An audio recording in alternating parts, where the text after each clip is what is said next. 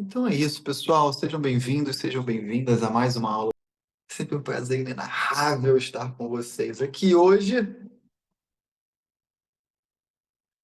tema da nossa aula de hoje: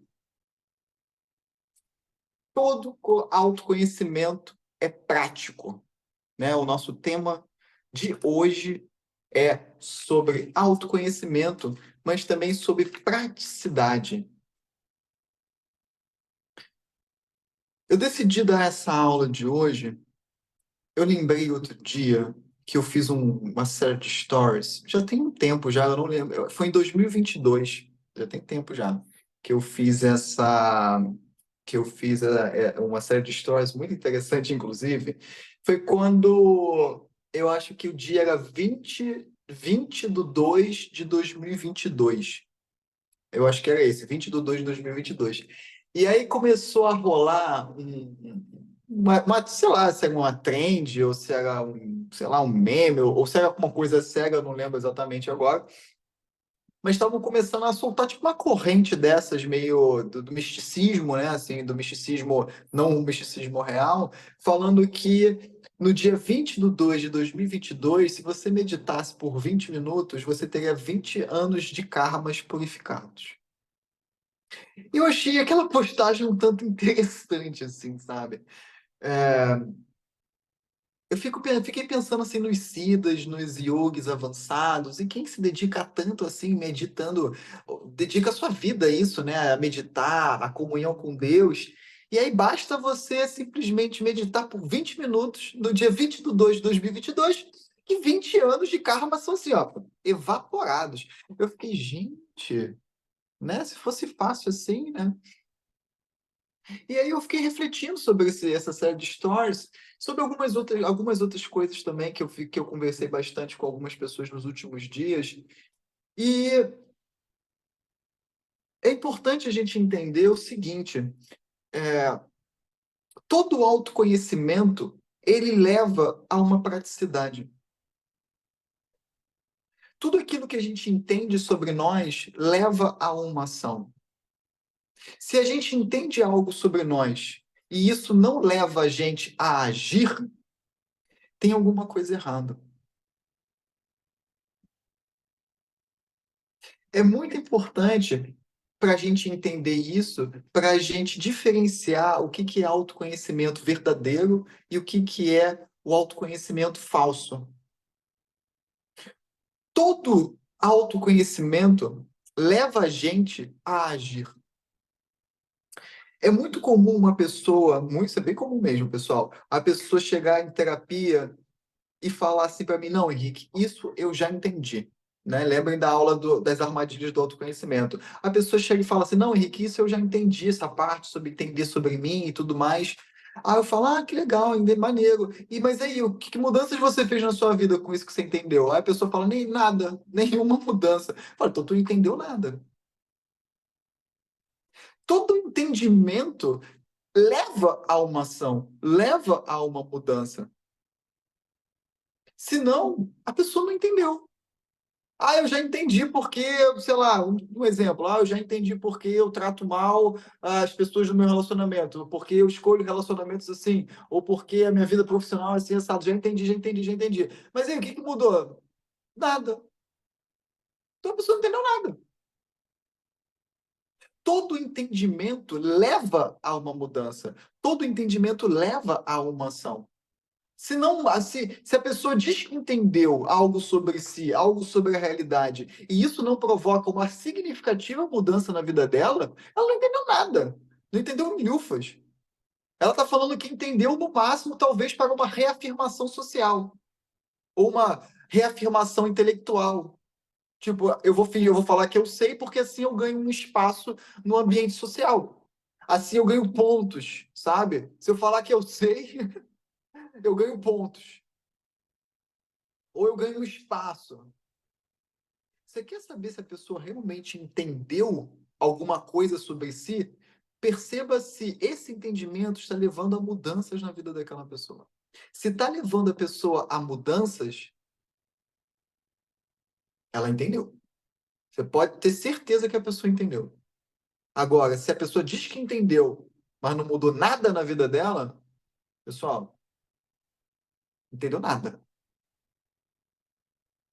Ah, eu entendi que eu tenho medo de tal coisa. Aí a pessoa tá indo enfrentar o medo dela? Não. Então não entendeu nada. Ela simplesmente está reafirmando que entendeu. Ela pode ter visto que ela tem medo. Eu, por exemplo, eu tenho medo de altura. Só um exemplo. Eu tenho medo de altura. Eu posso nem ter sabido disso e agora vim a saber. Nossa, eu tenho medo de altura.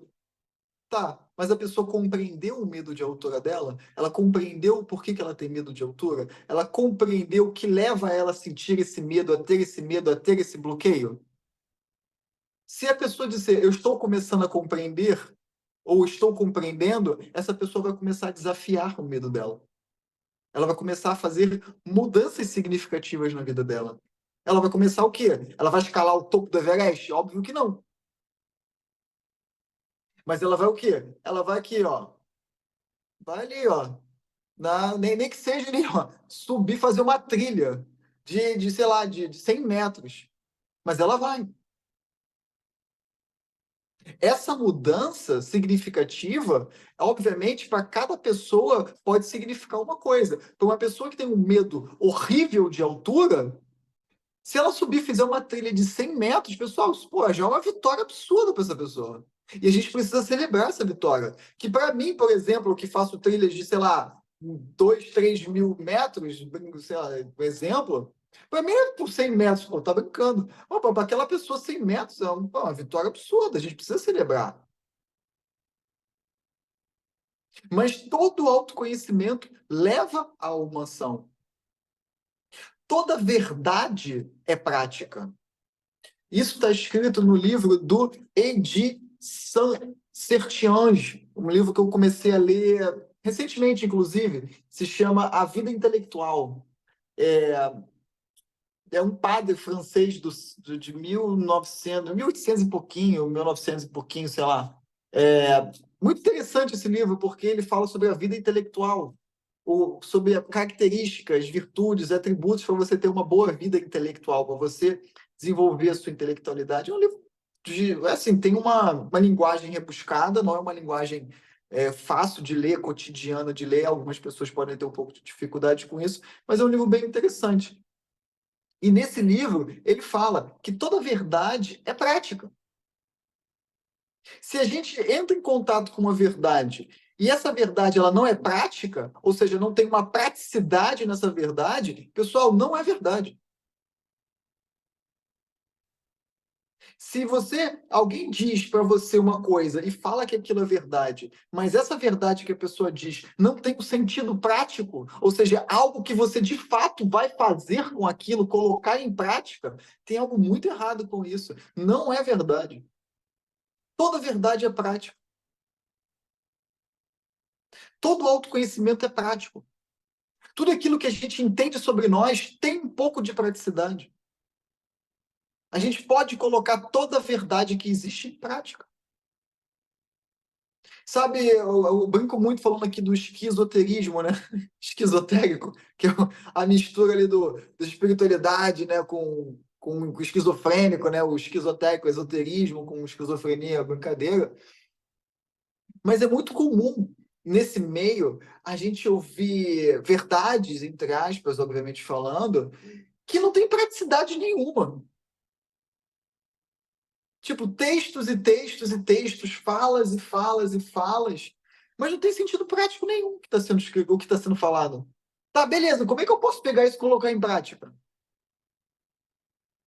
Como é que eu posso pegar esse entendimento sobre a realidade e colocar em prática na minha realidade individual? Como que eu posso pegar essa verdade, esse entendimento e colocar em prática, primeiramente na minha vida individual, na minha relação comigo mesmo, e depois ampliar para isso para as minhas relações sociais? Se não tem um sentido prático, pessoal, tem alguma coisa de errado. E mesmo assim, a gente precisa ter muito discernimento para saber se a prática daquilo é positiva, ou seja, que vai elevar a nossa vida, que vai melhorar a nossa vida, ou mesmo que vai prejudicar a nossa vida. Mas se vocês leem algum texto, ou leem alguma verdade, ou algum livro de autoconhecimento, autoajuda, espiritualidade, o que quer que seja, e aquilo não tem um sentido prático, tem alguma coisa muito errada.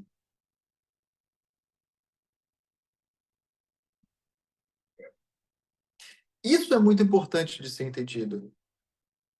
Porque, como a verdade é sempre prática, o autoconhecimento ele é sempre prático,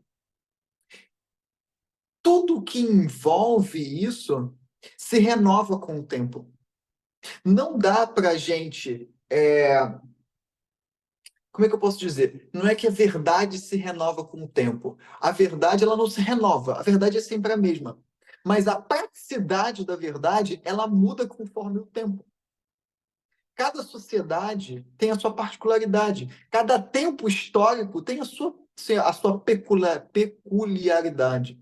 Então, a verdade, apesar de ser absoluta, ser sempre a mesma, existem formas diferentes da gente colocar essa verdade em prática.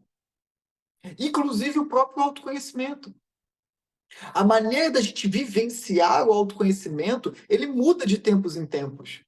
O autoconhecimento, ele é absoluto. É conhecer a si mesmo. Mas a forma como a gente coloca o que a gente aprende em prática também é muito particular de cada tempo. Eu já acho que eu já falei sobre isso em uma aula, ou foi no. Eu acho que foi no Clube do Livro do Limite Zero. Não tô lembrado agora. Mas eu brinquei uma vez falando sobre Buda, que Siddhartha Gautama, ele era um mendigo. Né? Mas apesar de ser um mendigo, o Siddhartha Gautama ele não tinha uma vida assim de totalmente de mendigo. O Siddhartha Gautama, o Buda, apesar de ter abdicado de todas as suas posses materiais, o Buda, quando ele chegava numa cidade com os seus tantos discípulos, cara, ele era recebido por reis e rainhas.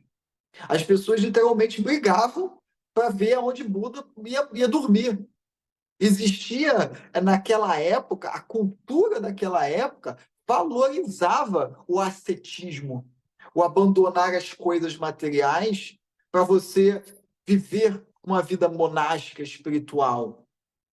Na época de Buda, pessoal, isso era valorizado socialmente. As pessoas literalmente faziam fila para convidar Buda para almoçar na casa delas. Reis, rainhas, príncipes, pessoas com muito dinheiro, com muitas posses, ou mesmo pessoas humildes. Todo mundo brigava para dar comida para Buda. Então, apesar dele ser uma pessoa, um mendigo, ele era uma pessoa extremamente próspera e abundante. A maneira que ele vivenciava naquela época a prosperidade e a abundância divina era dessa maneira. Buda chegava nas cidades com seus milhares de discípulos, as pessoas faziam fila para. Era uma honra você receber Buda ou um discípulo de Buda na sua casa. Uma honra. Era uma honraria. Você contava isso para os filhos, sabe? Não, um discípulo de Buda dormiu na minha casa, meditou na minha sala, sabe? Virava uma sala sagrada. Na época de Buda, tipo, era uma coisa valorizada. As pessoas protegiam os discípulos e o Buda, ajudavam.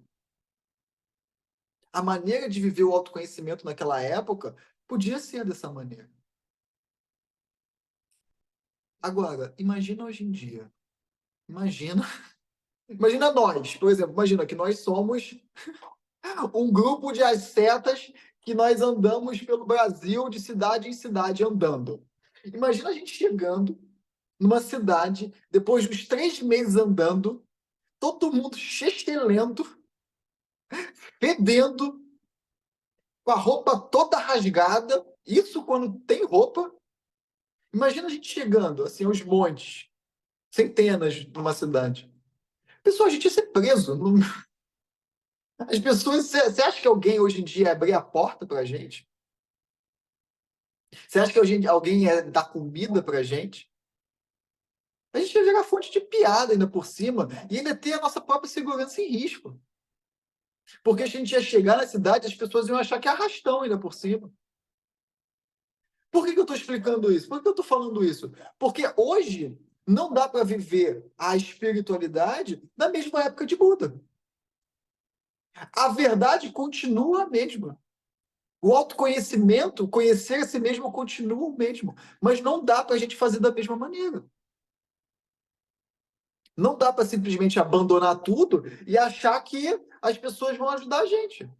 Hoje em dia, da maneira como a humanidade está hoje, não suporta nessa cultura que a gente vive, viver dessa maneira, fazer o que Buda fez. Provavelmente, se Buda tivesse encarnado hoje, ele faria uma maneira diferente. A praticidade do autoconhecimento, da verdade, da espiritualidade, ela também se adapta, mas sempre no sentido prático de elevar o ser humano. Jesus, por exemplo, se tivesse encarnado hoje, eu tenho certeza que ele teria um canal no YouTube. Ia ser muito melhor para ele, inclusive. Ele ia poder levar a mensagem crística para uma bola de pessoas de uma vez só. Imagina, Jesus ia curar para o YouTube. Live com Jesus, terça da cura. Ia ser muito mais prático. Naquela época, não. Naquela época, ele tinha que ir até os doentes, ele tinha que ir até não sei o quê. Ele tinha que enfrentar muito mais perigo do que ele enfrentaria hoje. Jesus teria muito mais efetividade com a tecnologia que a gente tem hoje. Imagina se ele quisesse fazer na época dele. Provavelmente não ia dar certo. Então ele teria que se adaptar. Não dá para a gente fazer as mesmas práticas da maneira como se fazia 1.000, 2.000, 3.000 anos atrás. Eu vejo que muito hoje em dia, muitas pessoas se perdem nisso, querendo repetir muitas vezes rituais, querendo repetir formas de viver, formas de encarar a espiritualidade como se fazia milênios atrás. Mas, pessoal, a gente está vivendo praticamente um mundo completamente diferente de 2.000 anos atrás. Não tem como a gente pegar a mesma maneira e fazer igual. A gente precisa adaptar o autoconhecimento. A gente precisa adaptar a maneira, inclusive, de conhecer a nós mesmos. Antigamente se andava na rua e procurava um mestre espiritual. Pô, imagina hoje em dia fazer isso. Não dá.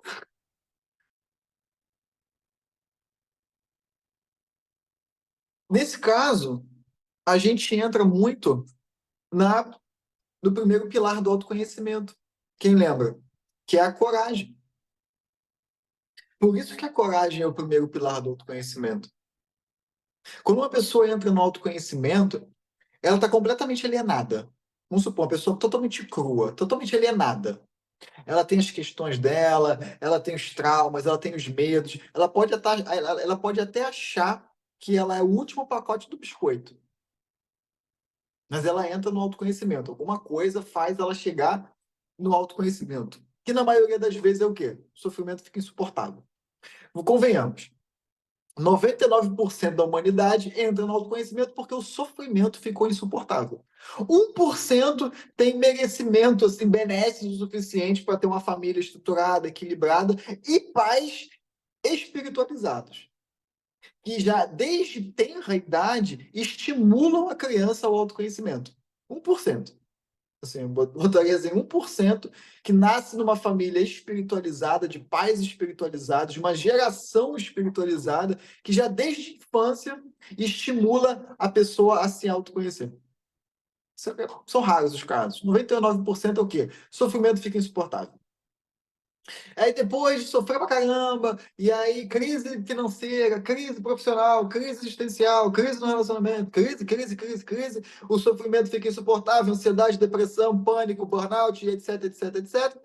Aí é que a pessoa entra no caminho do autoconhecimento. É por isso que hoje em dia tem poucas pessoas no caminho do autoconhecimento, mas isso vem crescendo ao longo do tempo. Por quê? Porque a gente vive numa sociedade que o sofrimento é, geométrico. O crescimento, hoje em dia, o ser humano está sofrendo muito. Então, bom ou mal, pelo menos algumas pessoas estão aproveitando esse sofrimento para, opa, tem alguma coisa errada. E tem outras pessoas que estão buscando transformar o sofrimento numa coisa boa. Mas a maioria das pessoas hoje em dia estão despertando para que o sofrimento não é uma coisa saudável, não é uma coisa boa, e estão buscando o autoconhecimento. Mas essa pessoa chega nua e crua. E aí ela começa a ouvir uma palestra aqui, uma palestra ali, uma aula aqui, uma aula ali. Aí ela começa a se arriscar na meditação, 5, 10 minutos, 15, 20 por dia, lá, dia sim, dia não, uma vez por semana. Mas assim, né, dependendo do nível de disciplina da pessoa, ela vai lá. E aí o que, que acontece? Ela começa a perceber alguns medos, alguns traumas. Ela começa a perceber algumas questões dentro de si. E aí o que acontece? Ao entrar em contato com esses traumas, ao tomar consciência das suas questões, dos seus padrões, dos seus hábitos, ao tomar consciência, essa pessoa tem duas opções.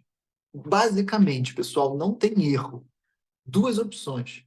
Ou ela age ou ela foge. Só que essa pessoa ela nunca vai conseguir não ter mais consciência do padrão, do medo, do hábito, da crença. Ela vai ter que fingir que ela não sabe. Quando uma pessoa entra no autoconhecimento hum, e você toma contato, consciência com um padrão, com uma crença, com coisas destrutivas, com hábitos, etc. Quando você toma consciência com isso, não tem mais como voltar atrás. Não tem como desver. E aí tem duas opções. Ou a pessoa ela vai agir conforme ela for compreendendo, ou ela vai reprimir.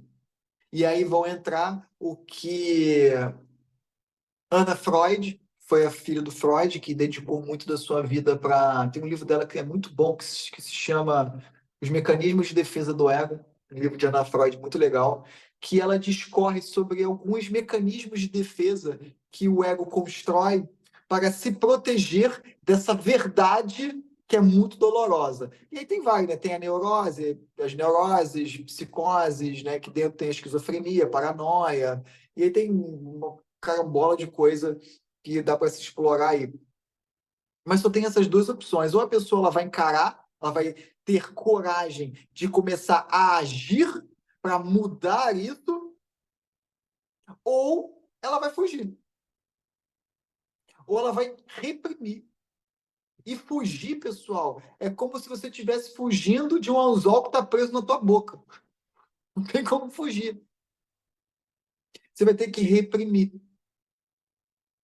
Se vocês que estão aqui no autoconhecimento, vocês que estão aqui estudando a si mesmos, estudando a si mesmas, quando vocês tomam contato com algo, um padrão, uma crença, um paradigma, um medo, etc., ansiedades e depressões, etc., e vocês começam a entender o mecanismo mental por trás disso, que é muito parte do meu trabalho, explicar como que funciona a nossa mente para entender as dinâmicas que levam ao que a gente vive, quando a gente toma contato com isso, não tem mais como desver. Não tem como. A pessoa vai ter que reprimir com muita força. E isso leva, pessoal, a doenças mentais que vocês nem imaginam. Reprimir é a pior coisa que se pode fazer.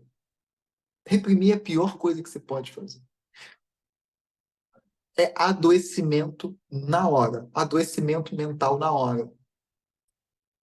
E quando se trata desse adoecimento, eu não estou falando de adoecimento físico somente. O mundo ocidental tem um conceito de doença muito diferente do mundo oriental. No mundo oriental, a doença não necessariamente é no corpo físico. Quando uma pessoa, por exemplo, tem um ataque de fúria, isso para o Oriente é uma doença. As doenças para o Oriente são coisas muito mais amplas. As doenças emocionais aqui no Ocidente só foram começar a serem consideradas a partir da década de 90.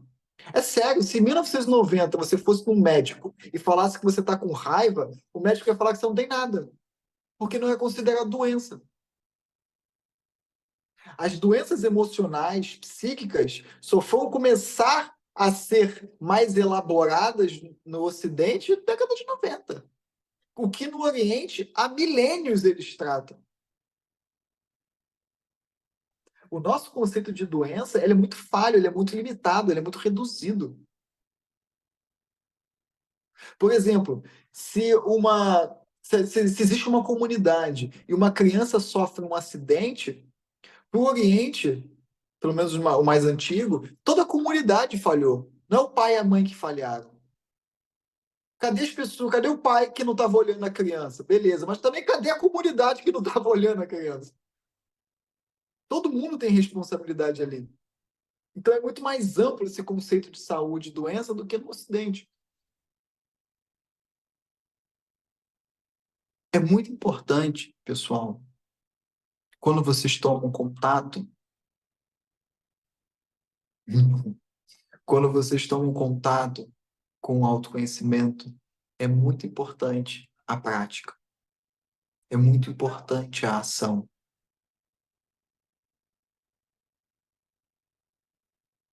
A parte da ação, ela é tão importante quanto a não ação. Então a gente começou a aula falando sobre que todo autoconhecimento ele é prático, ou seja, ele leva à ação. Então é muito importante que entrou em contato com alguma coisa, percebeu alguma coisa, comecem a refletir como isso pode ser aplicável na vida de vocês. Não utilize o autoconhecimento somente para intelectualismo, somente para ficar na cabeça. Tem que levar à prática. Autoconhecimento sem prática está incompleto. Vai levar à indigestão intelectual, que é aquela pessoa que sabe muito, mas a vida dela nada funciona. Na vida dela, em prática, nada dá certo. Ou a própria pessoa não coloca nada em prática. Os momentos de reflexão, os momentos de introspecção, são momentos para a gente descansar e para a gente refletir como que a gente pega esse conhecimento e coloca ele em prática. É claro que a gente não precisa meter o pé pelas mãos, mas a gente precisa sim, em algum momento, colocar em prática. E se não tem praticidade, alguma coisa está errada. Se vocês chegaram a um entendimento sobre vocês, algum entendimento sobre a realidade, e isso não pode ser aplicado no dia a dia, tem alguma coisa errada. Porque geralmente a verdade, ela é muito prática. Ela já vem com a praticidade junta, tipo como se fosse uma coisa só. Não é nem para separar. O que falta na maioria das vezes não é falta de direcionamento, é falta de ação, é falta de segurança, é falta de confiança, é falta de coragem. A gente pode até ter um direcionamento meio equivocado, no sentido de refletiu, vou colocar em prática. E aí comete um erro aqui, um erro ali, isso faz parte. Principalmente pessoas que não têm referências positivas na vida, né? Pessoas que não têm muitas referências para sentar, conversar, porque como diz também Sertiange, logo no primeiro capítulo, o intelectual ele não é uma pessoa isolada. Então, às vezes, a gente está lá nos nossos momentos de reflexão, a gente está lá pensando, entrou em contato com alguma coisa, a gente pode sim refletir na nossa individualidade, mas também a gente pode conversar com outras pessoas que estão querendo a mesma coisa que nós, né?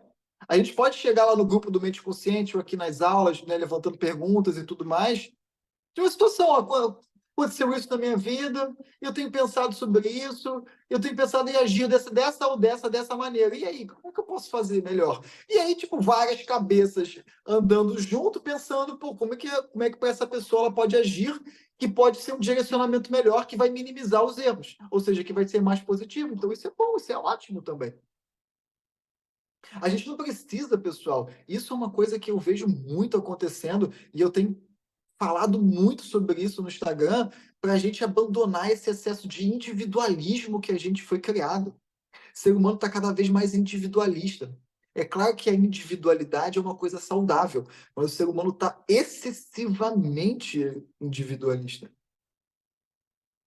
Tipo, tudo, aquela coisa, né? Tudo tem que ser independente. Eu já falei aqui e repito, essa coisa de você tem que ser independente é a pior coisa que existe hoje em dia. Ah, eu cresci assim, minha mãe e meu pai falando que era para eu ser independente, não precisar de ninguém. Pessoal, não existe nada mais fragilizante do que isso. Não existe nada mais fragilizante do que crescer com a crença de que a gente não precisa de ninguém. Porque isso isola a pessoa socialmente. A pessoa chega mais velha, adulto, ela não sabe interagir socialmente. Eu nunca vi uma pessoa prosperar na vida que não saiba interagir socialmente. Prosperar financeiramente, então nem se fala. A gente precisa conversar com as pessoas para a gente, no minimamente, prosperar financeiramente, prosperar nas relações, prosperar no trabalho, prosperar até mesmo conosco mesmo. O ser humano hoje em dia está extremamente individualista por conta dessa crença de eu não preciso de ninguém. Eu não preciso de ninguém que eu ver, sei lá, quebra o braço. Tu mesmo vai costurar teu braço? Tu mesmo vai fazer cirurgia no teu braço?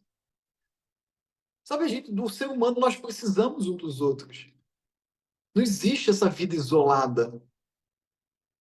Nós precisamos um dos outros para viver em coletividade. Então, sim, quando uma pessoa reflete, pensa, entra em contato, é muito legal ter um grupo de pessoas que você pode compartilhar a experiência, compartilhar o entendimento que chegou sobre si, compartilhar aquilo que percebeu sobre si e perguntar: aí, galera, estou pensando em fazer isso. O que vocês acham?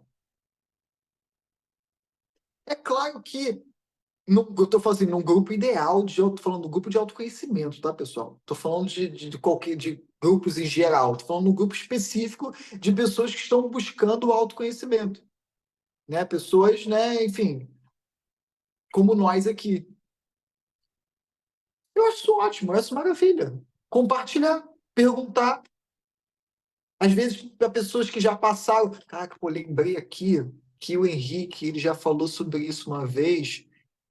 Pô, que ele já passou por isso na vida, pô, vou perguntar para ele, ele já caminhou por aqui. Então acho que ele vai poder saber melhor. E aí, tipo, pô, Henrique, aconteceu isso, isso e isso. Eu falei, ó, isso aqui eu já fiz, não deu muito certo. Melhor fazer diferente. Ah, eu fiz aquilo ali depois, eu errei. E aí eu consertei e fiz aqui. Deu mais certo. E aí a própria pessoa vai construindo o caminhar dela individual. Isso é muito importante também no autoconhecimento. Quando a gente vai colocar o autoconhecimento em prática, é muito importante a gente conversar com outras pessoas que já fizeram essa caminhada, ou que estão na mesma caminhada que a gente, para a gente pegar informação. A gente não precisa dessa de, não, eu vou fazer sozinho, não precisa de ninguém. Tem necessidade. Se a gente tem se nós temos uns aos outros, por que a gente não facilita a vida da gente? Eu acabei de postar isso lá nos stories no Instagram, falando sobre isso. Se nós temos uns aos outros aqui, por que a gente não facilita a nossa vida? Para que eu preciso ficar errando 1000 vezes para acertar uma? Eu posso perguntar para vocês, e de 1000 erros que eu ia ter, foi diminuir em 998. Talvez eu erre duas, não erre 1000.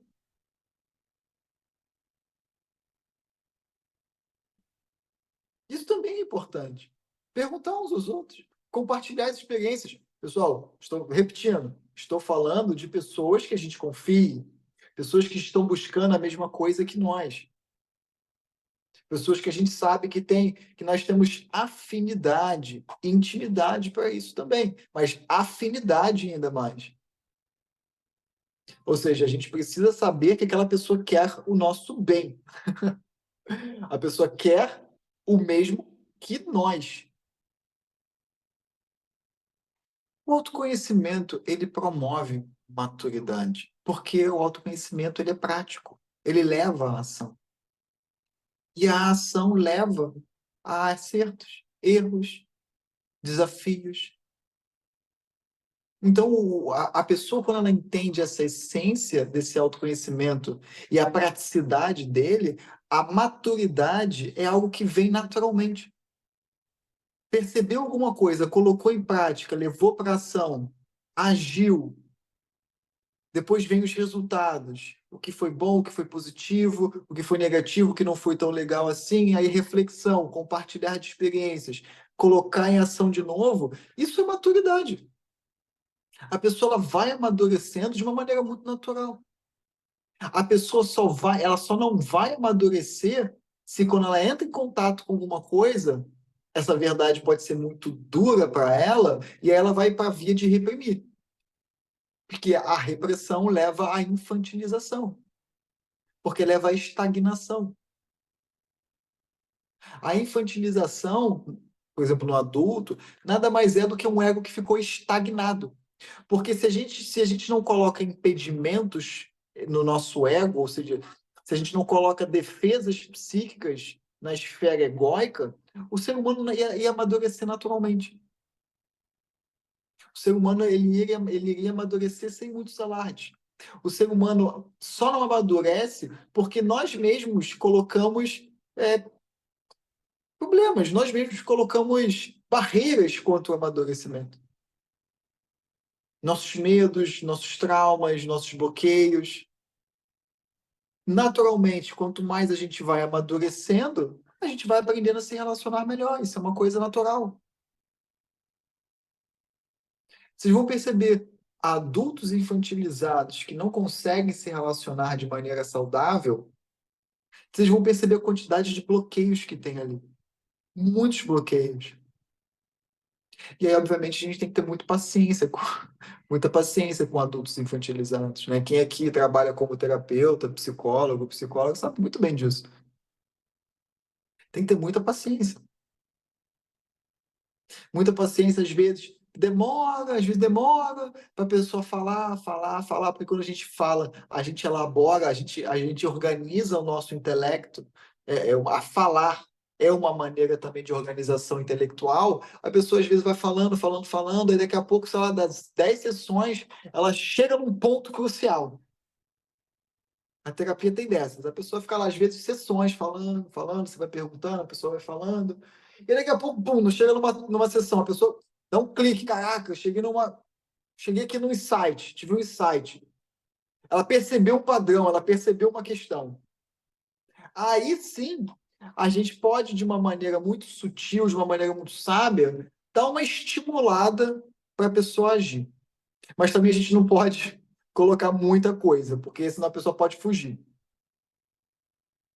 Às vezes a pessoa ela tem que ir descobrindo ela mesma, muitas vezes, o que que ela deve fazer. A gente pode estimular de maneira sutil no sentido de, olha, você não acha que você tem que fazer alguma coisa quanto a isso, não? Às vezes você pode até saber o melhor caminho, mas muitas vezes você não pode dizer qual caminho. Você só pode estimular a pessoa, tipo, você acha que você deve agir quanto a isso? Eu acho que é o momento de fazer alguma coisa. Você percebeu isso, mas e aí? Qual é a praticidade disso? Qual é a ação que isso vai te levar? E deixar a pessoa pensar um pouco. Aí a pessoa chega e fala: Ah, eu vou por esse caminho aqui. Aí vamos supor que você já foi por esse caminho. Você tem um pouco mais de intelectualidade, um pouco mais de raciocínio crítico, porque não tem tantos bloqueios assim. Aí a pessoa fala: Eu vou por esse caminho aqui. Você sabe que por esse caminho a pessoa vai se estribuchar. E aí que você fala assim, você pode perguntar, você pode de uma maneira muito sutil ali, você tem certeza que esse é o melhor caminho? Sem tirar o entusiasmo da pessoa. Porque eu vejo isso muito acontecendo. A pessoa chega toda entusiasmada, percebi o negócio, vou agir, vou fazer isso. Só que às vezes não é um caminho legal. Ou a gente acha que não é legal, mas para a pessoa pode ser ótimo. Mas a gente julga como não é bom. A gente vem com um balde de água fria na pessoa. Não faz isso, porque vai ser muito ruim, porque vai ser muito errado, porque vai ser muito isso. E aí joga um balde de água fria na pessoa e a pessoa simplesmente reprime.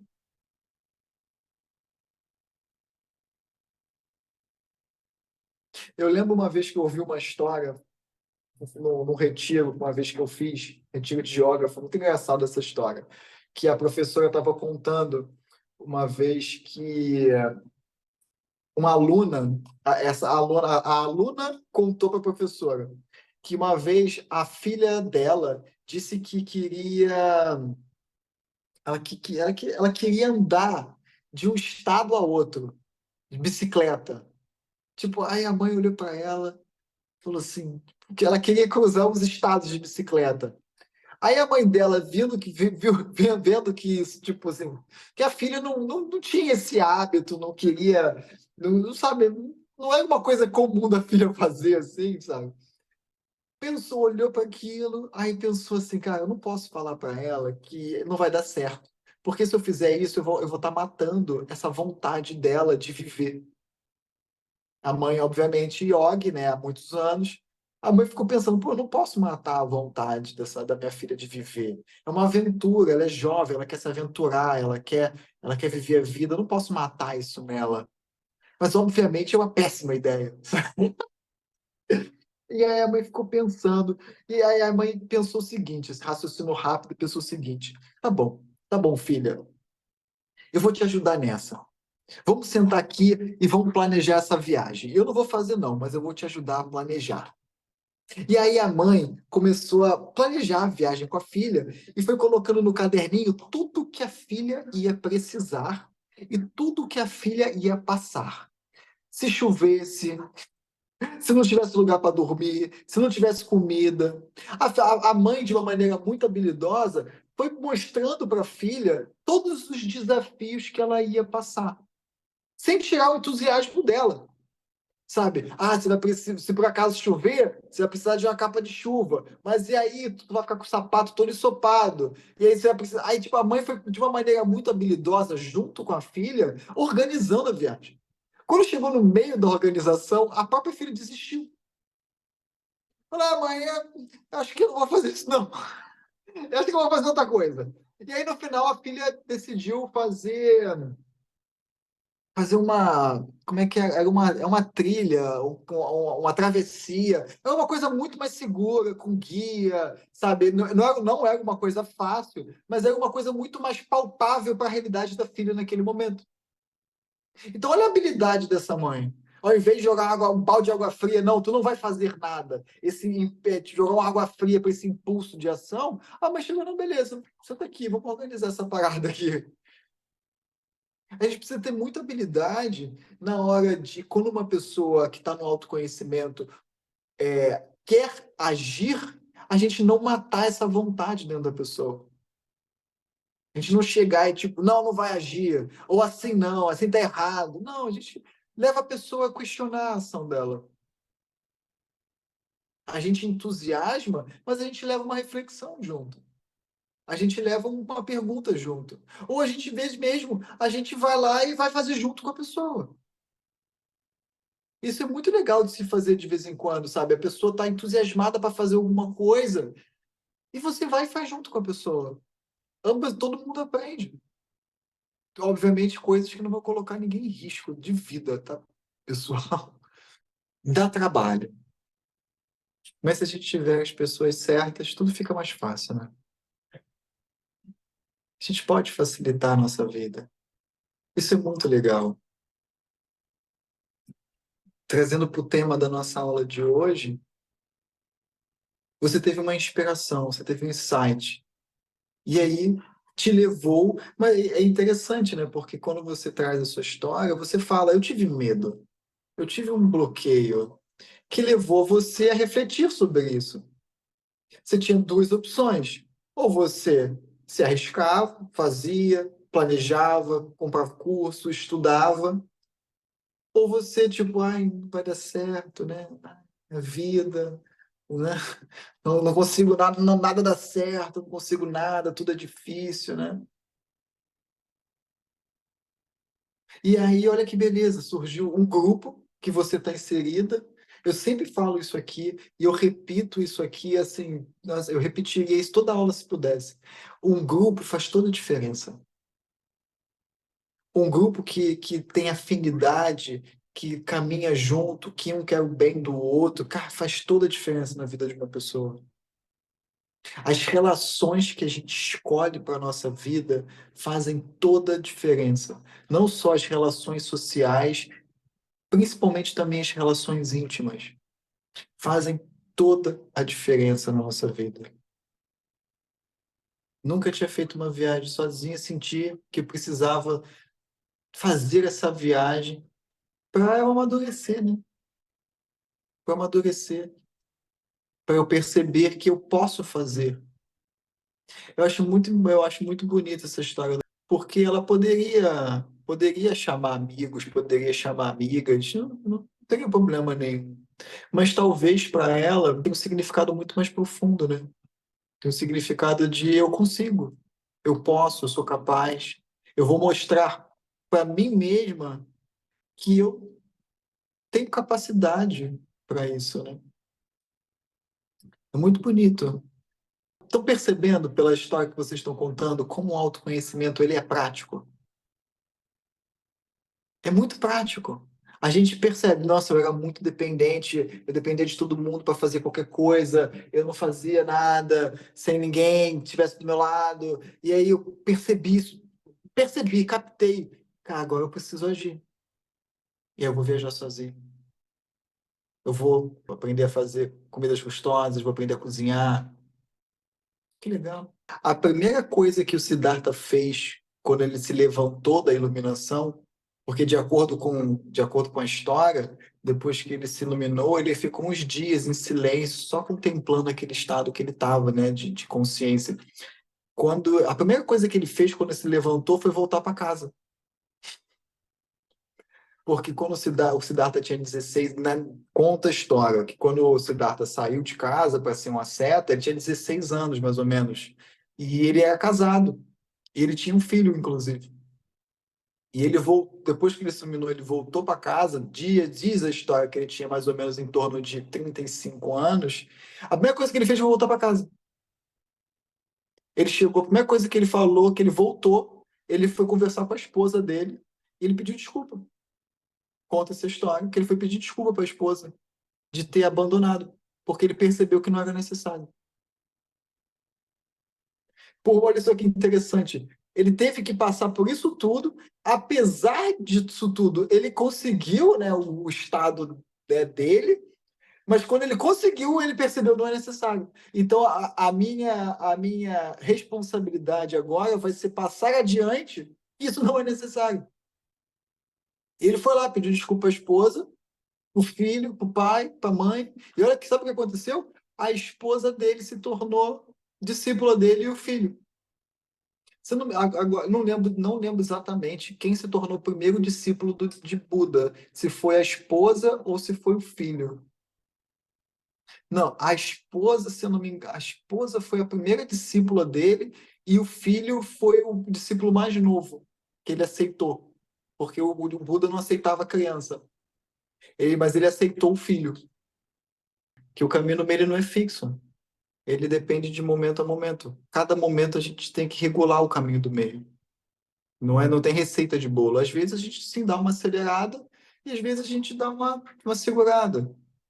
Caminho do meio às vezes é fazer alguma coisa, caminho do meio às vezes é não fazer nada.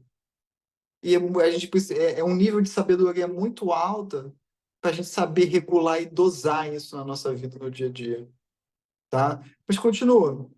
Amadurecimento tem dessas. Fácil ou difícil depende única e exclusivamente da força de vontade de uma pessoa. Se uma pessoa tem muita vontade de fazer uma coisa, fácil ou difícil não importa. As pessoas chegam, sempre quando uma pessoa chega para mim e fala assim, Henrique, mas vai ser difícil. Eu falei, fácil ou difícil? Tu vai fazer ou não vai? As coisas podem dar mais trabalho, algumas mais do que outras? Sim, mas o fato de ser difícil não deve ser impedimento para fazer. A gente não pode usar o difícil como uma desculpa para não fazer. E eu percebo muito que o que as pessoas julgam como fácil ou como difícil depende muito do nível de vontade que a pessoa tem de fazer determinada coisa. Todo mundo aqui já foi adolescente. Quando a gente era adolescente, que a gente queria fazer muito alguma coisa, cara, a gente se enfiava em cada buraco. Vamos ser sinceros. A gente se enfiava em cada buraco, fazia cada cagada. Tava nem aí se o negócio era difícil. Eu lembro que na minha adolescência eu já fui jogador de futebol, né? Acho que eu já falei isso aqui algumas vezes. Eu já fui jogador de futebol. Pessoal, eu já me enfiei em cada lugar para jogar bola. Você não imagina.